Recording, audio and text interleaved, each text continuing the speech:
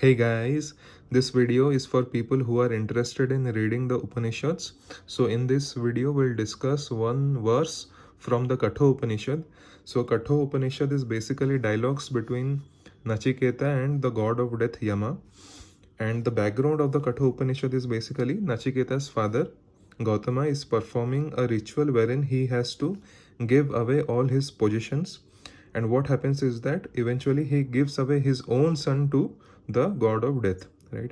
And Nachiketa, his son, when he goes to Yama, right, he has to wait in the court of Yama for 3 days because Yama is not present in the court, right? And when Yama comes back, he sees that this boy has been waiting for him for 3 days, right?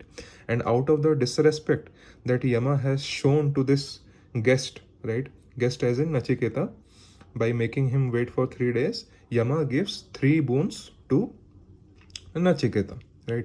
So in this video we'll discuss the second boon, right, which Nachiketa has asked to Yama, right? So Nachiketa says, Lord, I have heard that in Lord, that I have heard that in heaven there is supreme satisfaction. There is no death. People are youthful with no fear of old age.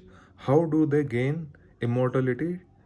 Teach me that secret. How do they gain immortality? Teach me that secret. Right.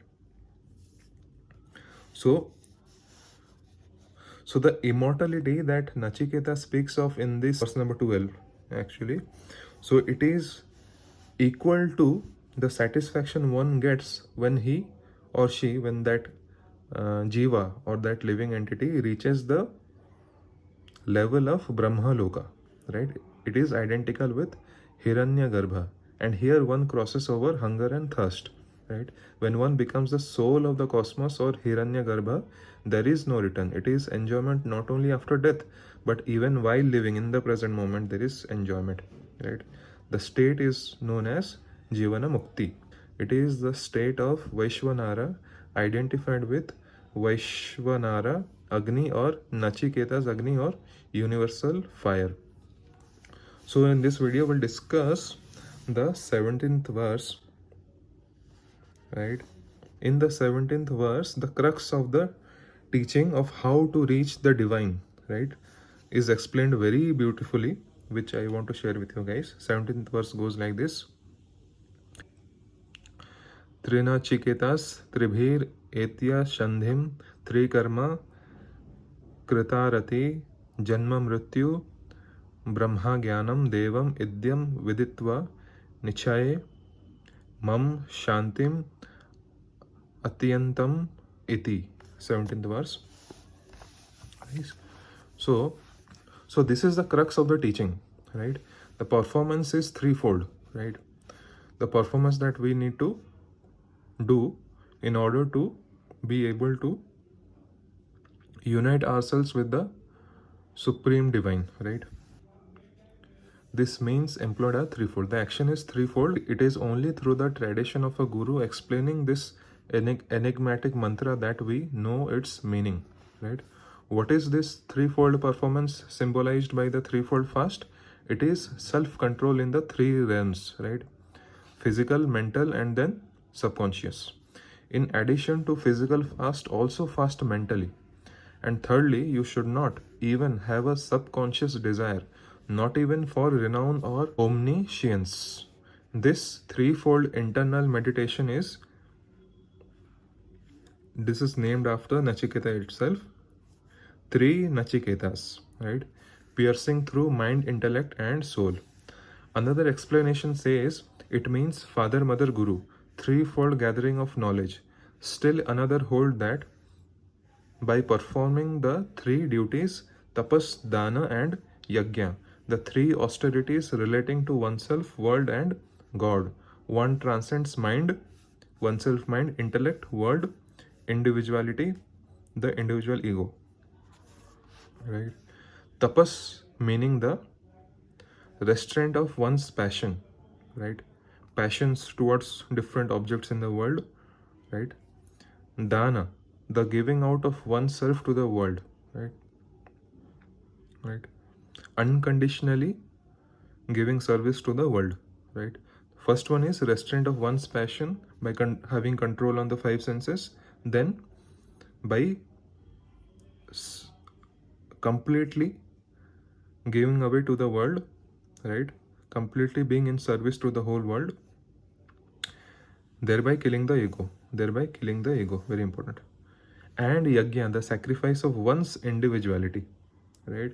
There is no individual anymore. What remains is the cosmic intelligence, right? The universal consciousness, right? By these, right? We'll write this. By these, one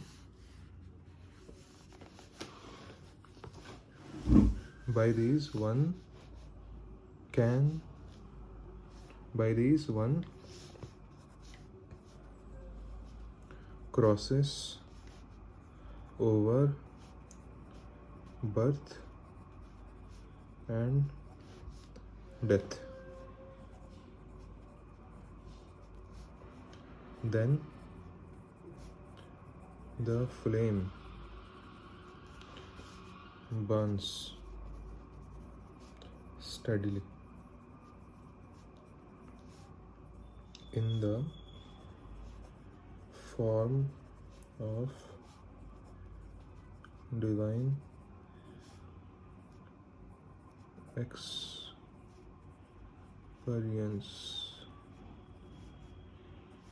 born of Brahma or the universal. Knowing him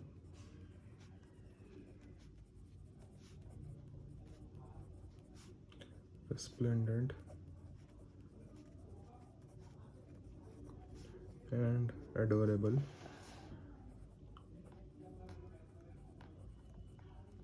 one reaches peace ultimate.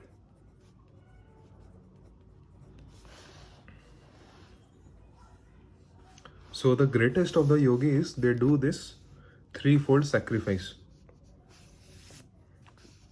What is the threefold sacrifice that we learned, right?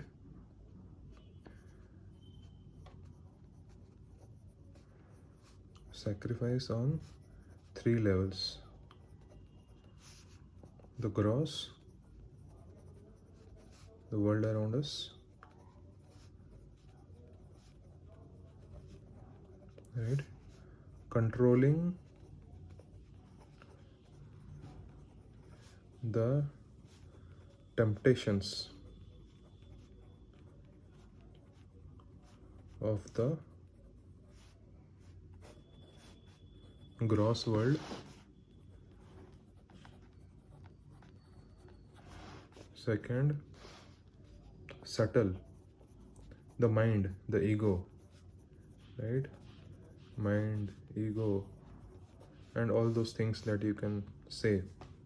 Any desire, kama, krodha, lobha, all those things. Greed, lust, all those things, right?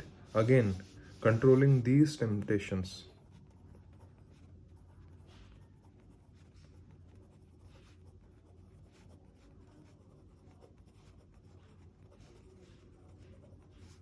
Right?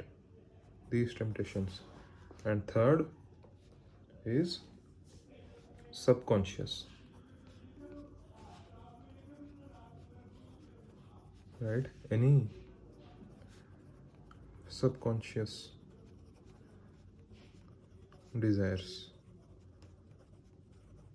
that has to also be cancelled out, right? All the yogis, they perform this yajna. This is internal yajna, not any kind of any external yajna. This is internal yajna. When one does this, one reaches, right? One reaches where one reaches? One reaches a state of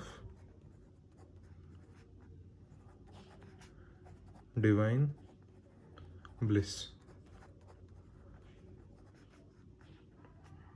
right? Or Brahman, or Sat Chit Anand. Guys, one of the easiest way to go through all of these three things is by surrendering ourselves to the Lord, right? That is Bhakti Yoga.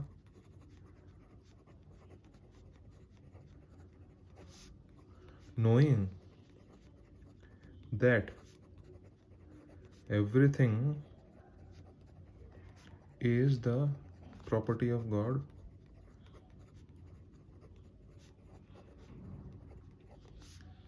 and knowing that all the thoughts and actions that one does and has to do is only and only to satisfy the divine's will.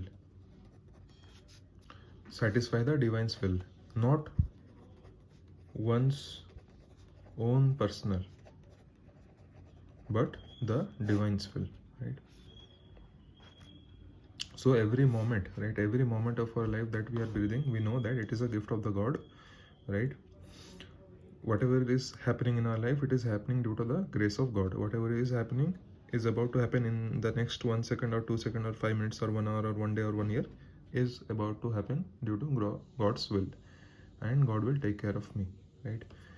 If we do this, so Bhakti Yoga makes this entire thing very easy, right? If we follow this, then we'll ultimately reach the Brahman that I spoke of previously. Not only Brahman, we'll reach the Para Brahman. And who is Para Brahman? Para Brahman is Bhagavan Shri Krishna, right? Right? Who stays in the abode of Goloka, right? Goloka is the highest state, right? Highest goal of any sadhakas, right? Any spiritual aspirants. Let's try to navigate our life in this direction. It means we can try in this life, or at least in the next life, or whenever the knowledge dawns on us. So guys, thought about sharing this knowledge which I found to be very interesting as I was reading the Katha Upanishad. So okay guys, bye bye. Om Shanti. Hare Krishna.